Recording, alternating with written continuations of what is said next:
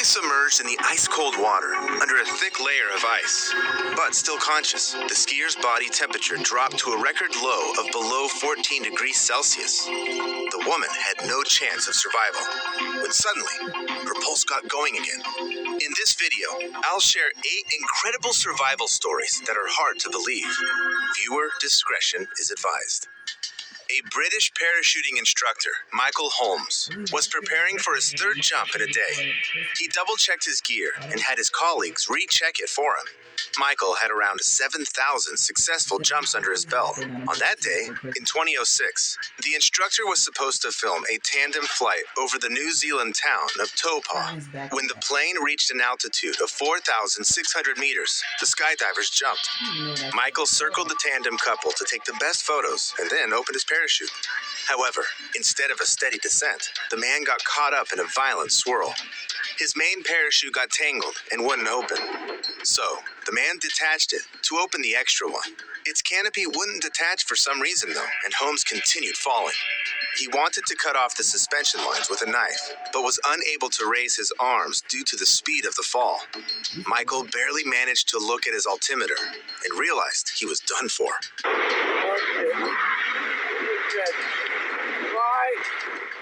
6 more seconds passed, and Michael Holmes hit the ground. But when Michael's friend landed nearby, he saw Holmes lying in a blackberry bush, fully conscious. The man was immediately taken to the hospital, where he was diagnosed with a crushed left foot and ankle, on which he landed, as well as broken ribs and a punctured lung. But if Michael had fallen directly onto the ground or into the water from such a height, he would have most likely died on the spot. It was a coincidence that saved his life. But no bush will save you if you've crashed inside an active volcano. In November of 1992, cinematographers Michael Benson and Chris Duddy went to film a volcanic cone named Pu'u'o'o on the Hawaiian Islands. One of Hollywood's best pilots, Craig Hosking, agreed to take them to the mouth of an active volcano. But the moment they approached the crater, the helicopter started falling right into the volcano. Everyone on board was preparing to die. However, by some miracle, the helicopter didn't end up plunging into the fiery lava. Instead, it fell onto the hard ground. Moreover, the people remained virtually intact in the air crash. The scene of the disaster turned out to be located in the very spot where fresh air was flowing into the crater. Otherwise, the men would have choked on the poisonous gases produced by the volcano. These coincidences saved their lives. Apart from that, they were only 90 meters below the crater top, so things didn't seem that bad. It was an illusion, however. When the men tried to climb the slope, they got badly injured by the spiky hot stones. Moreover, the lightest touch made the stones shift, so the people were at risk of falling into the boiling lava every second. The thick gases and vapors stopped the men from seeing anything, so they soon lost track of each other. Pilot Craig Hosking miraculously managed to get back to the crashed helicopter and call for rescuers. The rescue team, in its turn, was just as lucky to notice and pick the pilot up on the same day. Benson and Duddy, on the other hand, were stuck on the wall and spent the following night in agony, listening to the sounds of lava boiling at 1,000 degrees Celsius beneath them. On the following morning, Chris Duddy dared to climb higher, but Michael Benson deemed it too dangerous and stayed where he was. A few hours later, something like a human body swooshed past him and fell into the lava. The man got overtaken by despair. He was barely holding on upon a tiny ledge, convinced that his friends had died and that he was going to follow suit. Benson spent 2 days without food in the pouring rain. When the man felt he just couldn't go on anymore, a rescue net suddenly appeared near him, lowered from a helicopter. Moreover, Benson was told that all his friends were alive. The thing that flew past him the day before was a rescue package thrown from a helicopter. Chris Duddy had safely climbed out of the volcano 27 hours after the crash. So, it turns out that a string of coincidences can save your life, even when the laws of physics are stacked against you. A worker from England managed to win a battle against a machine that even the Terminator would have lost. On the day before Christmas 2008, a man named Matthew Lowe was working his factory shift. He was passing by an automized conveyor belt when he noticed his overalls get caught on something.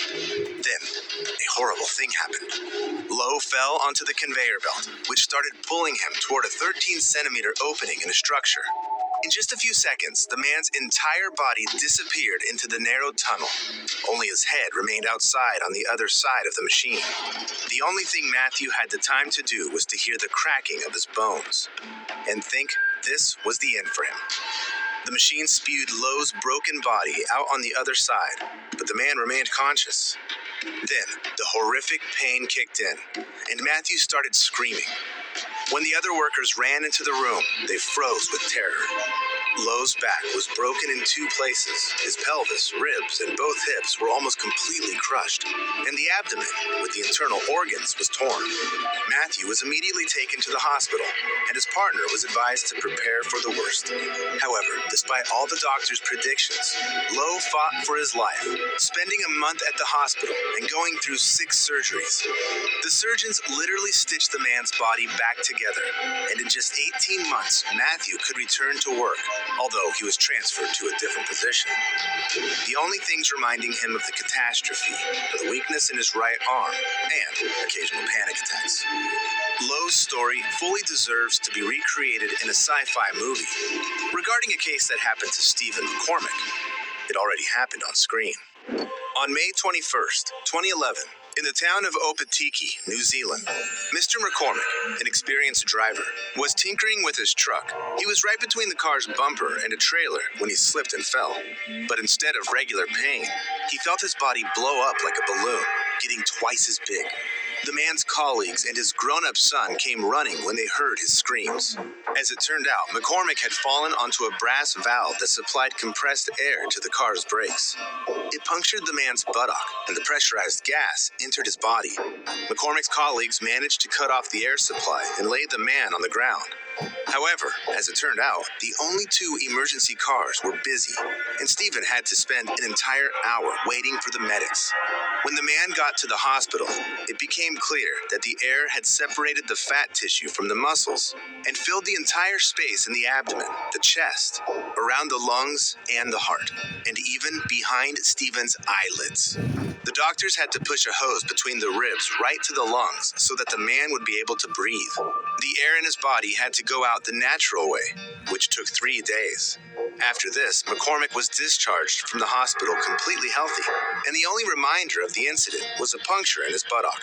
The doctors noted that if the valve had hit any other body part, it could have damaged a blood vessel, and then Stephen McCormick would have died. The man was saved by a total coincidence and couldn't have influenced the situation in any way. A tourist from Australia, on the other hand, had to decide whether he'd fight for his own life or not. On a Sunday morning in September of 2019, a 54-year-old man went on a short hike to Mount Nebo near Brisbane, Australia. Neil Parker was a seasoned member of the Brisbane Bushwalkers Club and took all the necessary gear with him. Moreover, he'd repeatedly walked that same route, so the thought of telling anyone where he was going didn't even cross his mind. 1 hour and 40 minutes into his hike, he had already started a familiar ascent onto the mountain near a waterfall. Yet for some reason, the normally reliable rocks suddenly started shifting under Neil Parker's feet, and he plunged downward. The man fell 6 meters into a shallow creek, snapping his left leg in half above the ankle and crushing his left wrist. Neil tried to get his cell phone out of his pocket, but it slipped into the water. Then Parker realized he could neither call for help nor expect to be searched for. His only option was to get out himself. Neil used his hiking poles to splint his leg and started crawling. It was so hard, however, that he had to rest after every meter he conquered. Yet Parker continued crawling, stopping from time to time to eat something and take painkillers. Only 2 days later, on Monday, when Neil Parker didn't show up at work, the search operation began. By some miracle, someone recalled the man mentioning his plan of going to the mountains. But a helicopter wasn't dispatched until Tuesday morning. Quite soon, the rescuers noticed a man in a creek bed. He was waving something colorful over his head. As it turned out, not only did Neil Parker survive, he'd also climbed for over 3 kilometers from the spot where he'd fallen. He was hoisted aboard the helicopter and transported to the hospital. The doctors admitted that making a splint out of hiking poles was a genius idea. Here's what I think. Neil Parker's situation was horrible, but he had immense experience, food, and painkillers. 28-year-old James Grimes, on the other hand, had to get out of a similar plight without even firm ground under his feet. On November 29, 23rd, 2022, a man got aboard a cruise liner in New Orleans to celebrate the upcoming Thanksgiving. After sundown, James had a few cocktails and decided to go to the bathroom. The next moment, the man regained consciousness only to find himself in the boundless waters of the Gulf of Mexico. Grimes started panicking. He couldn't recall falling off the ship and didn't know what to do. At first, the man hoped his absence would get noticed soon and the line would come back to get him. But after spending the entire night in the water, he realized it wouldn't happen. During that time, a large group of jellyfish badly stung James's body, and when the sun rose, new trials awaited Grimes. He noticed a fin nearby and went pale with terror. A shark was approaching him. Then something touched his foot. He kicked it hard, held his breath, and prepared to die. But nothing happened, and the shark, if it was one, never returned. Suddenly, James saw two ships on the horizon. He swam toward them for hours, thinking of his 9-year-old daughter and coming up with songs for her. All the while, the ruthless sun was burning Grimes' skin, and when James had already spent 20 hours in the water and was losing hope of ever seeing his family again, a lifeline landed near him. The man used all of his remaining energy to try and grab it, but the mighty waves did not allow him to. Eventually, a Coast Guard helicopter started circling over James, and rescuers took hold of him. One of them noticed that Grimes had 1 minute at most before dying of hypothermia in the ice-cold water. But I don't think this is the most incredible story in this video. Do you believe it's possible to get caught in a storm at a cruising altitude and survive? On February 14th, 2007, in the small Australian town of Manila, a world skydiving champion, Eva Wisniewska, was preparing to defend her title for the nth time. The sky was absolutely clear that day despite forecasts of a violent storm. However, when the woman took to the sky, the weather quickly deteriorated and clouds appeared around her. Eva directed her paraglider under one of them when suddenly she felt a fierce, invisible force get a hold of her. At a speed of 20 meters per second, the woman was flying upward, right into the storm's epicenter. This is a natural phenomenon called cloud suck, when the warm air from beneath suddenly rises to the cold air. First, Eva only saw lightning bolts around her, and then she was completely covered by the pitch-black darkness. The abrupt pressure change caused the woman to go unconscious. She couldn't feel the hail hit her while the 50-degree frost was covering her skin with ice. In the end, Eva was sucked onto almost the cruising altitude of a jet plane, 9,947 meters. There's so little oxygen there that the human body starts literally dying cell by cell. For Eva, this meant almost 100% certainty of death. Yet, almost an hour later, the woman came around and realized she was now hurtling toward death on a paraglider that was out of control. At some point, Eva's descent speed reached 33 meters per second, but suddenly, the fall slowed down, and the athlete managed to land only 60 kilometers away from where she'd started. The woman's entire body was covered in bruises from the hail, and she had severe frostbite on her face, ears, and extremities. Wisniewska's survival has been compared to winning the lottery 10 times in a row. It was nothing short of a miracle. However, I've saved the most incredible story for the very end. Not even doctors can explain how Anna Bogenholm managed to come back to life. In May of 1999, a Swedish radiologist was skiing in the mountains near Narvik in Norway.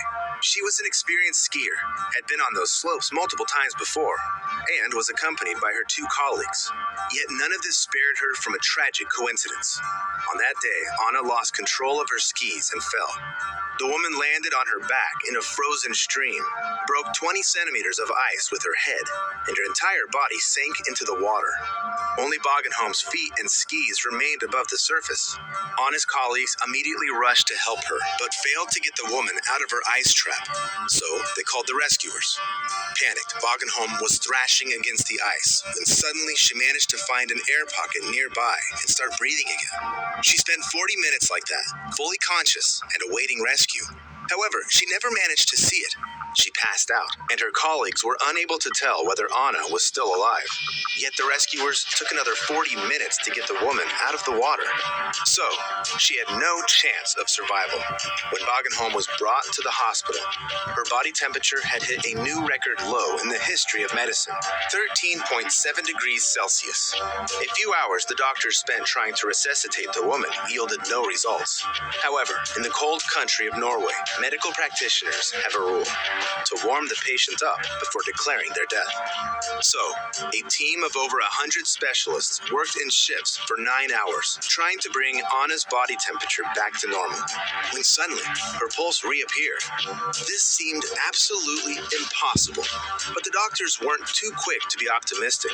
Bagenholm had been dead for too long, and the human brain experiences irreversible damage after 20 minutes without oxygen at the longest. However, Anna spent the following 35 days connected to a ventilator and regained consciousness. It's incredible, but no damage was found in her brain, yet the woman was paralyzed below her neck. 29-year-old Anna was aghast at the idea of spending the rest of her life bedridden and was very angry with the doctors for having saved her at all. However, after another month of intensive care and lengthy rehabilitation, Anna Bagenholm had an almost complete recovery. Most people who go through hypothermia don't survive, even if doctors manage to get their heart going again. What happened to Anna is a medical miracle. I've told you so many stories like this that I wonder sometimes, can they be explained away by a mere coincidence? Change up the lights at your home year after year with color-changing light strings. These easy-to-assemble pop-up trees. Justin Vicky's